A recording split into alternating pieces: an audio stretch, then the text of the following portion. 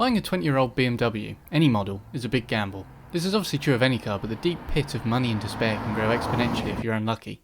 Cars this old will never have a full service history, so how many services does partial service history mean? And obviously check the MOT history before buying.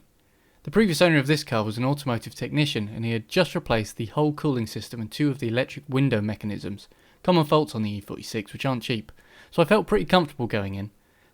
Since owning it, the rear brake pipes needed replacing, a job which I left to the garage, having done this on a different E46 once before. I knew anything they charged me was good value for money. There's also been a few electrical problems, but I wouldn't be any good at my job if I wasn't able to fix them myself. The only other problem which I have not yet fixed is an unsteady idle, but it's normally not a problem, and I'm not convinced it's worth my time or money. With cars like this, you've got to draw the line somewhere.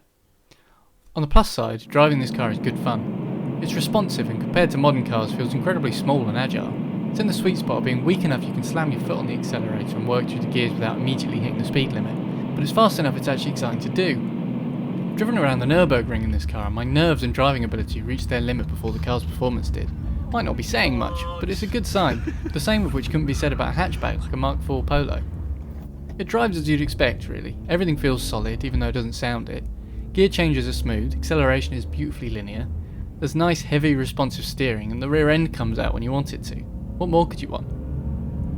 The M54 2.5 litre straight 6 engine is nearing 200 bhp, a large naturally aspirated engine with rear wheel drive is a dying breed and one to be cherished and enjoyed whilst they're still around and affordable.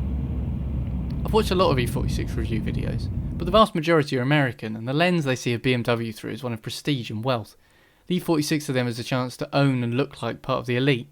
The owners of E46s therefore may be looked down upon by outsiders for reaching, trying desperately hard to look wealthy and cultured but failing miserably, particularly because modern culture out there is so mainstream. These videos don't ring true for Brits though.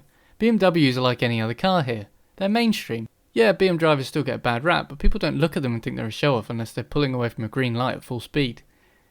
This is all to say that American reviews of the E46 are from either die-hard fans or haters. I know a fair few E46 owners in the UK, and the difference couldn't be starker. In the UK, you buy an E46 because it's cheap.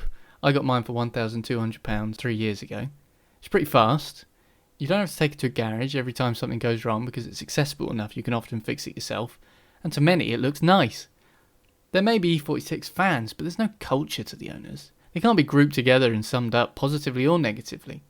Yes, there are owners in the UK who straight pipe the exhaust, drop the car and drive obnoxiously, but there's an equal amount of 60-something-year-olds who bought the car new and still have it because it's wonderfully robust and reliable. Asterisks. In my opinion, the late 90s and early noughties is now the sweet spot for car enthusiasts who aren't loaded. Cars of this generation have OBD2 and a tunable engine control unit, but they aren't yet the nanny state, unmodifiable or highly regulated bubble cars of today. It has nice big windows and a sleek look. Cars nowadays try to look angry and manly by having random lines in all directions and unnecessary sharp angles. The latest 3 Series is the perfect example of this. The E46, however, is simple and elegant. It's comfortable in its skin and proof that confidence is sexier than good looks.